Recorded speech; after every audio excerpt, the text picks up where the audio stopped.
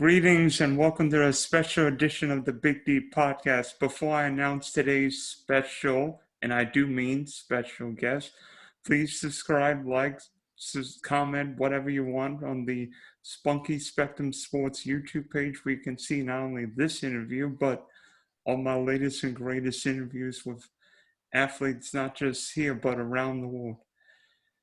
Without further ado, I said there would be a 7-time Olympic swimming medalist. Sorry I couldn't get Michael Phelps, but I got Dana Vollmer, who medaled at the 2004 Athens Games, 3 medals in London, and 3 at the most recent Olympics in Rio.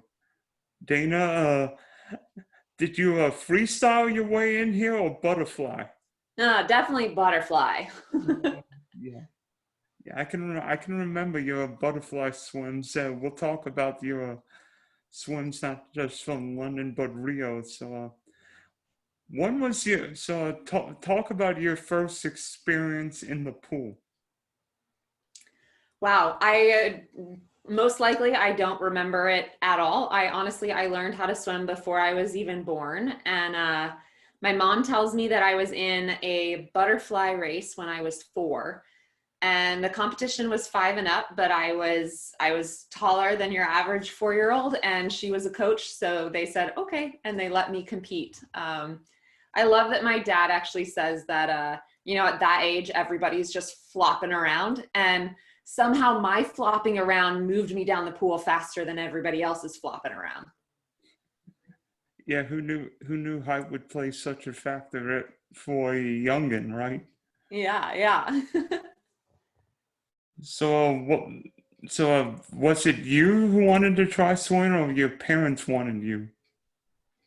My mom was a huge instigator of my brother and I both being in the water, and she loves swimming. She's swam her whole life. She held New England records when she was younger, and it was very important for her to have her kids in lots of different sports. And so, I did soccer, track, basketball, volleyball, but my mom, I think, always held a special place in her heart for swimming.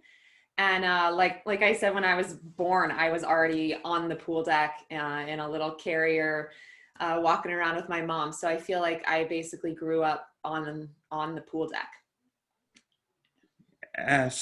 Did you or your mom have any swimming idols? I did. I really looked up to Jenny Thompson throughout my career, and it was so much more than just what she was able to accomplish in the sport. I remember watching her qualify for the Olympic team while in medical school, and now she has kids, and she was just one of those where she just was amazing in and out of the pool. And so she was who I aspired to be. And the coolest thing for me was when I qualified for the 2016 Olympic Games. And when I came out, Jenny Thompson was standing there, and her son wanted my autograph. And now you're Jenny Thompson's son's role model, right? Yeah, like that's so cool. So speaking of the Olympics, obviously you made the '04 team, but actually you tried to make the 2000 Sydney squad as if I'm not mistaken, 12-year-old? 12-year-old. Yes. And let me tell you, I was a cocky little thing, and I was going to make the team. And I went in there, and, I was so young. I'd won a lot of competitions that I had been to. And I stood up there and I got 49th, and I was so mad. And my dad had to keep reminding me that 51 women just got beat by a 12-year-old. And this is a good thing. You did great. And my main memory from that meet was actually watching Gabrielle Rose, and it was the 200-meter IM.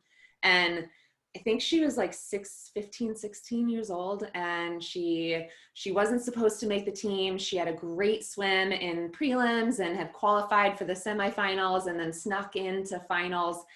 And then she got second place, and it was one of those, like, she lit up. She was so excited, and she jumps out of the pool, ran around the pool deck, flew into her coach's arms, and it was that moment that I remember looking at my coach, Ron Forrest, and being like, I want that.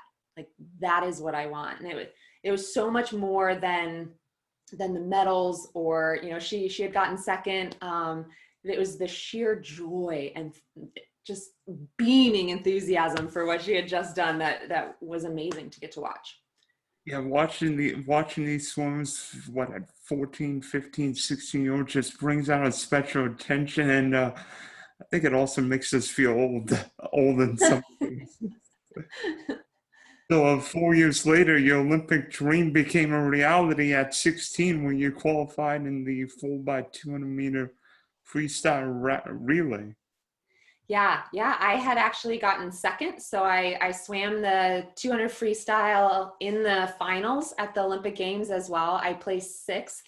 It was a really close heat, and then won my first gold medal on the 4x200 freestyle relay. And we smashed an 18-year-old East German world record. It was one of the last ones. And at 16, I remember being incredibly overwhelmed with everything that was going on. And Natalie Coughlin was a huge leader on that team. And she just kept telling us, you know, it's the same pool, swim your own race, like it's the same distance. And that stuck with me through a lot of my career. And it was one of those, like, she dove in and she led off our relay, and she flipped at the first wall in 7th place. And then she ended up winning her leg of the relay, and in a time that would have won the gold medal. And it just was like, okay, I see what she meant. Like, she stuck to her race strategy. She did it her way.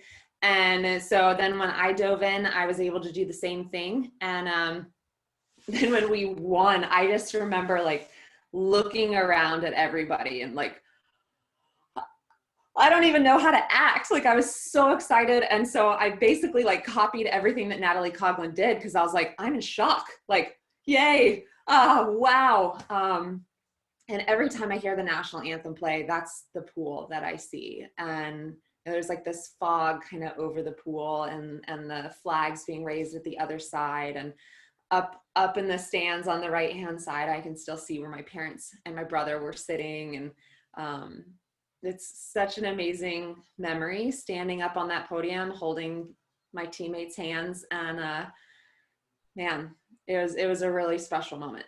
And if I'm not mistaken, that pool was actually outdoors, so it made the racing even more interesting.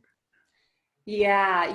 It was supposed to have a roof, but it didn't get completed before the games had started. And there were these huge like dust storms that would roll through. And so there was like some delays, and you just see all this stuff blow over the pool. But it's the Olympics, so you get the job done. I think Barcelona's pool didn't have a pool in '92, so you could relate with some of those athletes. So in 2008, unfortunately, you couldn't make the Beijing squad. I mean, was it hard watching, thinking, man, I could have been there? Yes. I mean, I was absolutely devastated. I actually didn't watch the Olympics that year.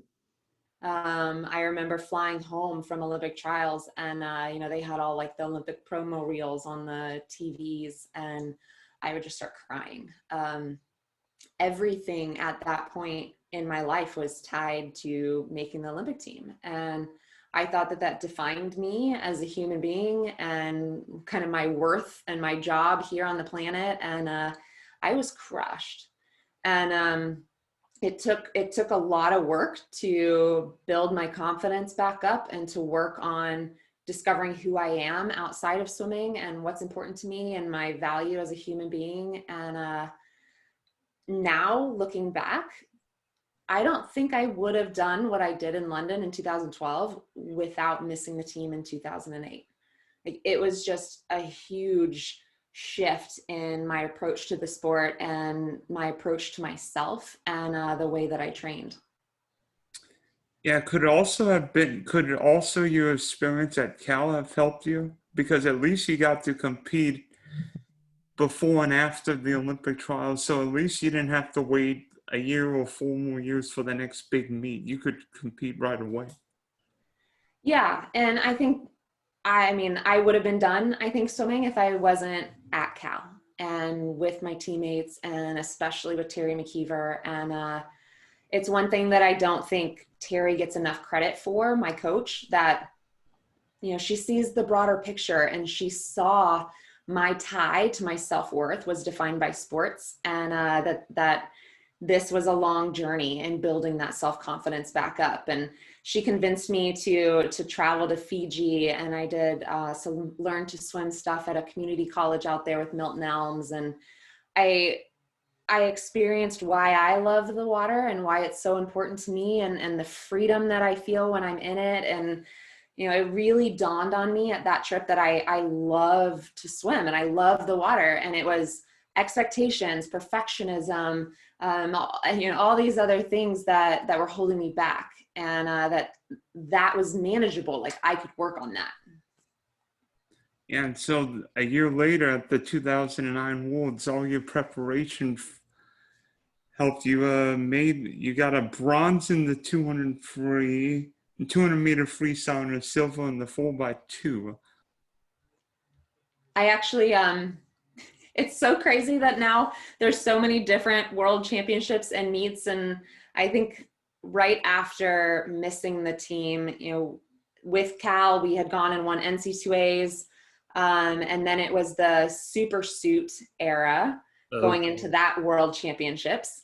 And honestly, that was really quite challenging because I'm not a big, bulky, muscular swimmer. It's always been much more of learning how to use the physics in my favor. And so here you put me in a suit that makes me float, and I was literally, I felt like I was on top of the water. And then you had all these athletes that are dense and muscular, and normally they fade at the end of a race, and you put them in a floaty suit.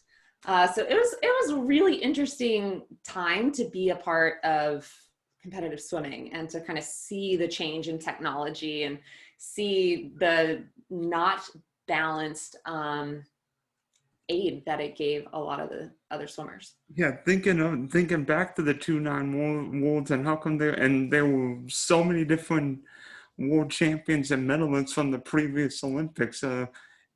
Yeah. A, were you suspicious at the quote unquote super suits? And B, were you suspicious at some athletes who may or may not have doped?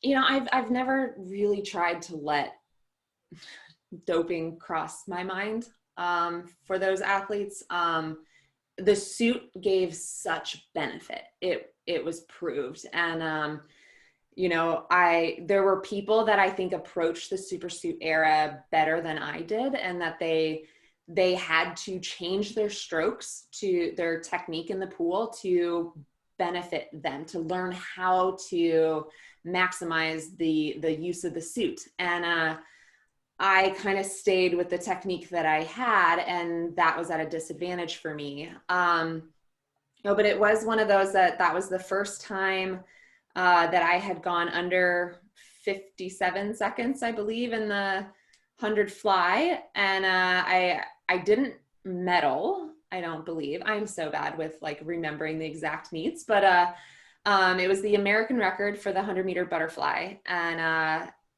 yeah, it was just, there's a lot of little things that really built my confidence up at that meet that I could turn around from the 2008 Olympics trials.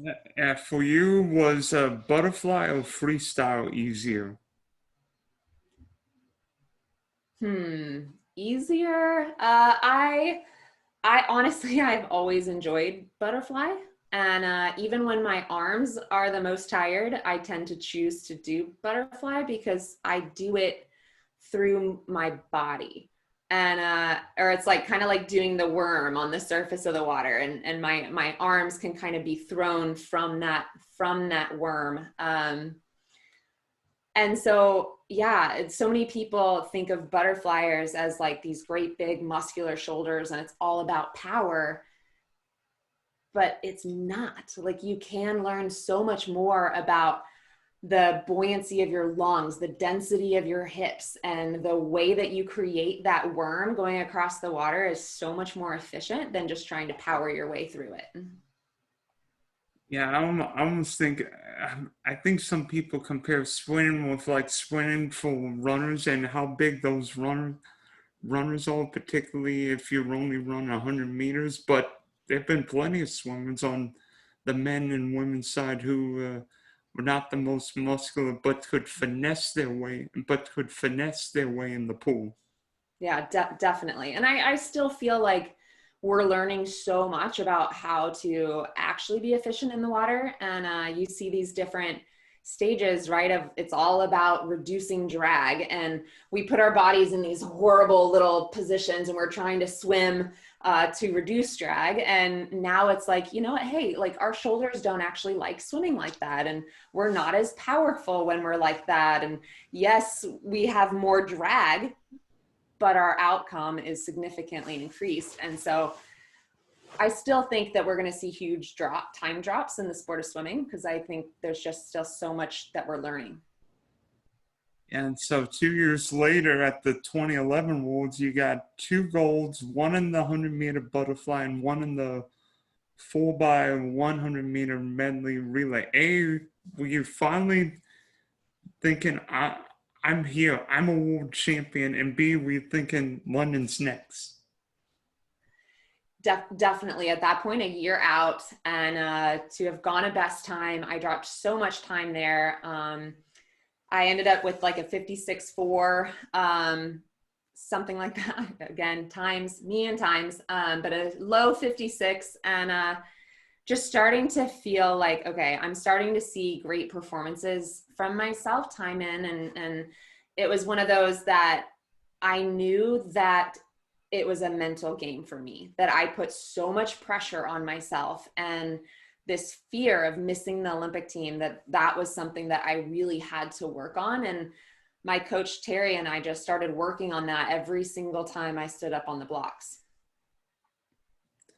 Yeah, and so then the next year you won 3 gold medals, one in the 4x200-meter freestyle, and then how about not just breaking one world record, but two, one in the 100-meter butterfly and one in the 4x100-meter medley relay, where you broke China's world record from the '09 Worlds. It was hands down the best swim meet I have ever been to.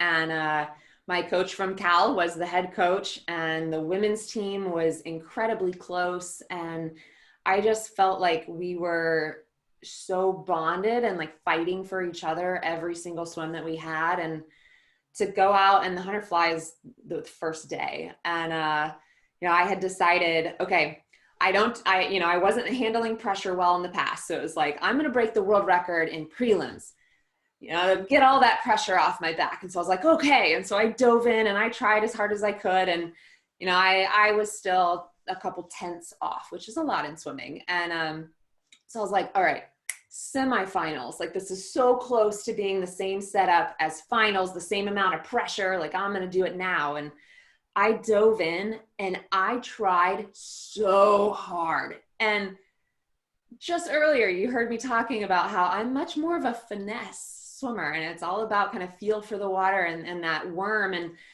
I tried to power my way to a world record. And so I went slower than I did in prelims. And it was one of those, like, people talk so much about, saving your energy and getting up and doing it when it matters. But you also have to practice how you show up, what your body's response is when you show up to something that matters. And I learned so much about myself through prelims and semifinals that then my body felt completely ready when I dove in the finals of the 100 butterfly. And I go off my start, and at the time I did not have a very good start, so I pop up a little bit behind. But my coach had told me something awesome right before I swam. She said, you can have 3 mistakes in this race and still win. So it was like, okay, like as soon as I dove in, I was like, there's one. But it kept me calm. I wasn't freaking out that didn't have the best start. It was like, okay, like my coach said that I could have 3, like there it is. And so in being able to stay calm, it kept me more in tune with the water and more connected with how I swim. And I got to the first wall in 3rd place, and then I push off, and I swear I had the best underwater that I've ever had in my life. And by 30 meters off that wall, the rest of the field is at my hips. And that was kind of like this extra surge of adrenaline comes in, right? Because it's like, I am so far ahead in an Olympic final. Like that never happens. Like, come on, like dig as deep as you can. And then I'm maybe, I don't know, 10 yards out, and I start feeling my swim cap like moving off my head, and it's like, okay, like, do I change my head position? No. Like, can I do anything? Like, no. And so I just kept going. And now it's like, I wonder if, again, that cap coming off was this extra surge of adrenaline kind of at the end of the race. And to have touched the wall and be right under that 56 barrier. And I mean, I have goosebumps right now. Like, it was just one of those moments where I've never been as proud of myself as I was right then. Yeah, not just winning gold medal, not just breaking a world record, but finally doing it on the Olympic stage in front of the whole world. The cameras are on you. Yeah, it was all down to that moment. It just, everything came together. I felt like I trusted my instincts. I trusted my training. I got up and I stayed true to what I did, and it all came together. So talk about the 4x1 medley relay at the end of the meet, because it was because I'm trying to remember who was on the squad. They had Missy Franklin, Rebecca Sony, you, and Allison Schmidt. Yeah. I mean, if I could put together like a group of my closest friends at the time to get up and do something together, like that was it. And that is still my favorite relay of all time. And getting to do it with those girls was that much more special and brought out something in me. Like that is my fastest 100 butterfly relay split ever. And it just went to this other level in fighting for those girls. And it was the very end, and we knew that we could get the world record and that it would be close. And seriously, I have like goosebumps extreme that, like, I don't know, we all just tapped into something so much bigger than us, and fought with every ounce of our being. And and standing on that podium, holding their hands, that was amazing. Got a question. Is a relay goal different than an individual goal? It is. And I think it's, for me, I've actually felt less pressure on myself for a relay, because it was like, I know that I can stand up there and I can lay it all on the line, and that is better to lay it all on the line and like fight till the end, because even if I start fading off at the end, then there's another person that's diving in after me. And so I don't know, I put less pressure on myself in that sense. And so I think coming around to the 100-meter butterfly and actually doing it for me and by myself, and having to handle all the pressure for my own individual swim, like, and to pull it all together in that moment was really self-empowering. And I mean, there's so much of my heart that loves relays and loves fighting for my teammates and knowing that they have my back. But it was really, really special for that individual gold medal. It's funny, the Michael Phelps 2008 Olympics where he won 8 gold medals. The two I remember two of the 3 I remember the most were relays. One where Jason Lezak overcame the Frenchman in the last leg of his race, and Mr. Lezak winning the 4x1 medley relay at the end. Yeah. I can say that those are two of the races that I have watched from 2008. I guess you would not be the only one who's watching. So 2 years after the London Games, you became a mom. Yeah. It was one of those that after the Olympics, it was kind of like, wow, I've accomplished everything that I set out to accomplish in the sport. And I had never wanted to necessarily like win and then win again and win and win and win. It was like my goal had been to win that gold medal in the 100 fly. And so I had a hard time then pushing myself to the level that I wanted to, or that I needed to repeat that performance right after. And I had gotten married to my husband in 2011, and I started to see life beyond competitive sports and beyond my entire 4 years being pre-scheduled and waking up at 4:30 in the morning. And we bought our first house, and then I found out that I was pregnant, and we were so excited. And then it was one of those, like, I have just always been so incredibly in tune with my body and how it feels. And Terry, my coach, talks about like kind of the difference in racing a Ferrari versus racing a Volvo, and that the Volvo can just go and go and go and go. And I was always more like the Ferrari, like everything needs to be very fine tuned and perfected. And then I can go really fast. And being pregnant, I felt so out of control. It was just like, I cannot understand what's going on in my body right now. And I wanted nothing more than to get back in the pool afterwards and develop again that sense of control of my body. And what better place to do that than with my teammates and with my coach. And I called her when I was 8 months pregnant. I was like, so what do you think about me coming back to the sport? And I mean, she was all in. And I remember, like 6 weeks after, I went to my first swim practice, and I showed up with a really close friend of mine that was my nanny, and this huge stroller and a nursing pillow and all this stuff. And I'm in the locker room, and it's the college team's first day of practice also. So I got to sit there with all this baby stuff, and I'm nursing my newborn, and in come the freshmen for college, like, And hey. you're probably wondering what is happening. Yeah, welcome to college. Welcome to college. You're my nanny for the day. Yeah, and I mean, I got so much love and support from every single teammate, and honestly, it was the healthiest approach I've ever had to the sport, because my perspective, my values had shifted, my priorities had shifted. That, like, first and foremost, I wanted to be a good mom, and I wanted to care for this new little being, and training came after that.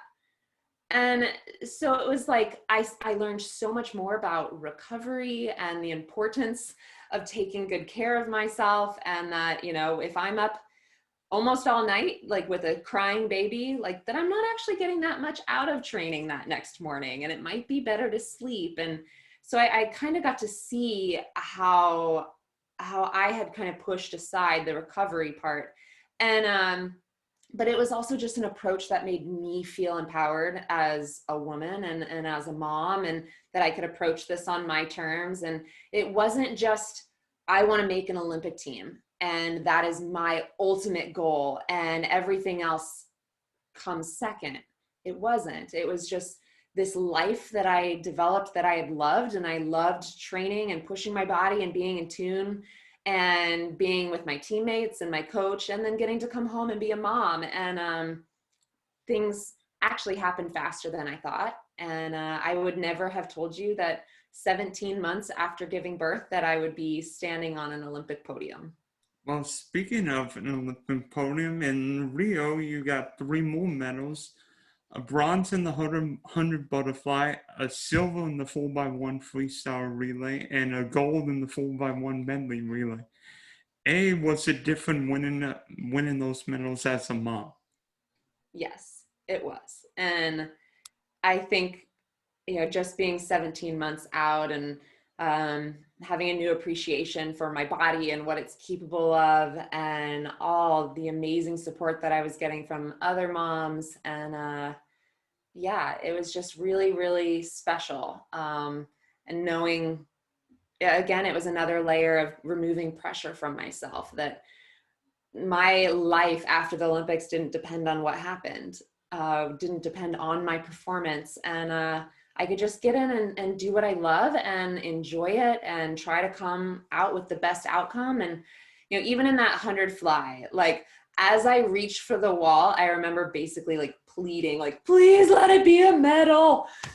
Any medal, I don't care. Like I knew that everybody was close, and obviously I could see Sarah Stolstrom way out ahead. And so just fighting with every ounce that I could to get my fingernails to the wall. And, you know, I couldn't be more proud of that bronze medal. That baby strength gave you the bronze medal in Rio, right?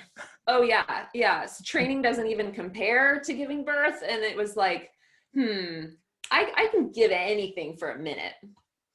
I can do that. Well, how about the next year? Next year, I remember you swam a race while 6 months pregnant with baby number 2. Yes, that was really fun. And you know, it wasn't about the time. I just wanted to be back at a competition, and getting to put on a race suit while pregnant. And I had to change my start, like move my legs apart so my prego belly could be between my legs so I could reach the end of the block. And you know, it was really fun getting to do the suit reveal for the gender of the baby. And so I kept my suit hidden until I walked out, and I had told everyone that if it was green, it was a boy. If it was pink, it was a girl. And again, it was so much more than the actual race. Like I honestly, I felt like I was trying to swim with a bowling ball hanging from my stomach. But it was really cool to get to experience that.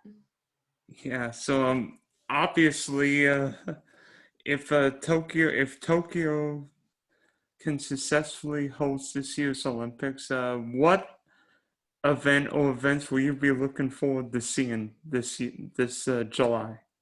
I still hands down love watching the 100 butterfly.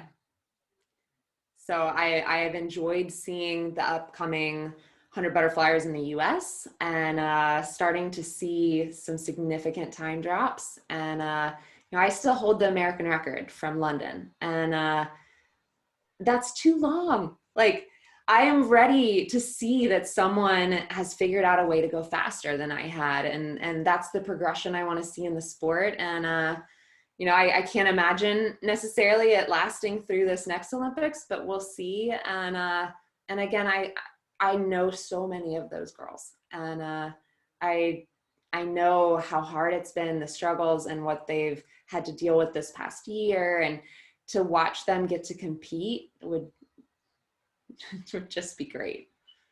Could you talk about one or two of the the U.S. Contenders in the 100 fly? Yeah, so I mean Kelsey Dahlia, and I've raced with her for years, and it was really fun to get to race with her in 2016, and to go up in the Olympic trials even, and to, you know, I remember pulling her aside and being like, Kelsey, like you've got this. Her and I were so much farther ahead than anybody else, and reminding her that, you know, she's got it, she's confident, and it's just her and I, like, let's do this. It's me and you. And then standing up at the Olympics, and you know, we both kind of had an odd semifinal, and she ended up 9th and being devastated. And you know, the time that she went just at our Olympic trials should have earned her a medal. And like that has fueled her, and seeing her progression, and she's just such a sweet person. Like she is an all-around amazing human being. And so I'm crossing my fingers that it's one of those where her performance, everything aligns, and she gets to have an incredible performance that ends up an Olympic medal for her. Yeah, maybe Dana Vollmer 2.0 will be coming Tokyo's way, right? Yeah, we'll see. I mean, there's a lot of youngsters. I feel bad that I'm blanking on their names. Tori Husk has been incredible, and getting to watch her. I actually got to race with her at one of the meets post 2016 and post Riker being born.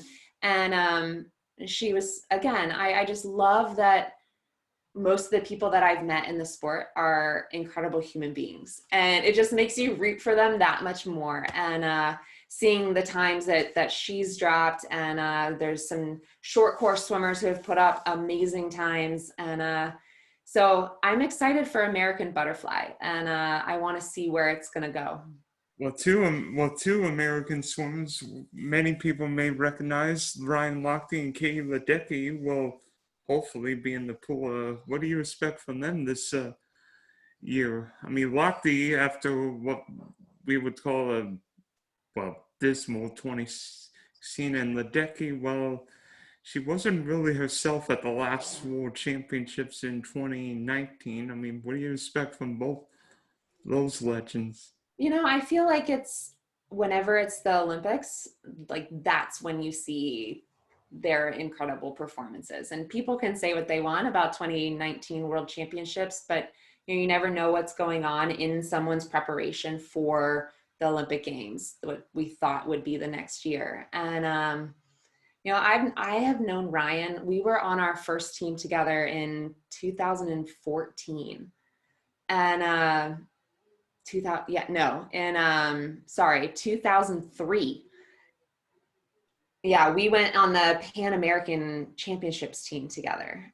And so I mean, I was 15 years old, and so he's been one that I've seen the different challenges that he's faced and that I've faced, and I went to school with him at Florida for 1 year, and seeing his kids and his amazing wife. And so I hope that, he, again, kind of like I did, has so much more life perspective now and feels that support, and that everything's not riding on this performance right now. And Ryan's able to turn it around, and he's always incredibly hard worker, and I can't wait to see what he puts up to. Yeah, maybe it'd be like Phelps from 2016, where he reaches back from some of that old magic, and all of a sudden Ryan Lochte looks like, well, Ryan Lochte. Yeah, I hope that for him. So, and then about Katie Ledecky. Yeah. I mean, she's right around the corner from me, training at Stanford, and so I've gotten to see her more throughout the years and watch her maturity and growth and dominance.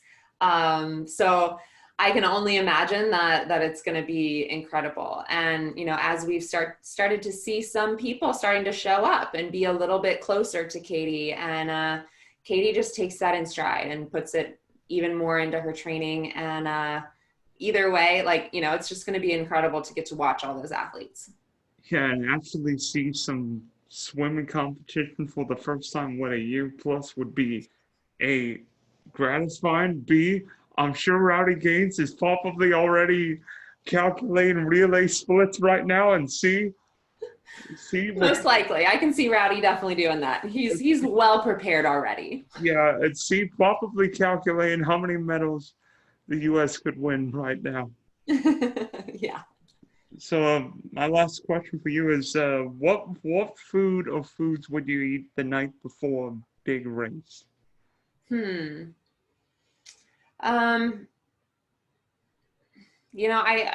I didn't change my diet a lot right before competitions. That I figured out a lot about my diet leading up to the 2012 Olympics, and I had all these different food allergies. And so basically just, my nutritionist, Anita Nall, calls it the perfect plate. And, the carbs and vegetables and some starches and fats and proteins. And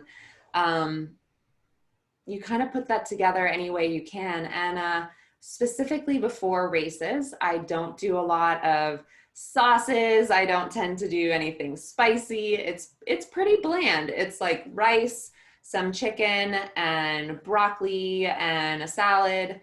But then the morning of is when I do have a specific breakfast. And I learned this from Shane Gould in Australia.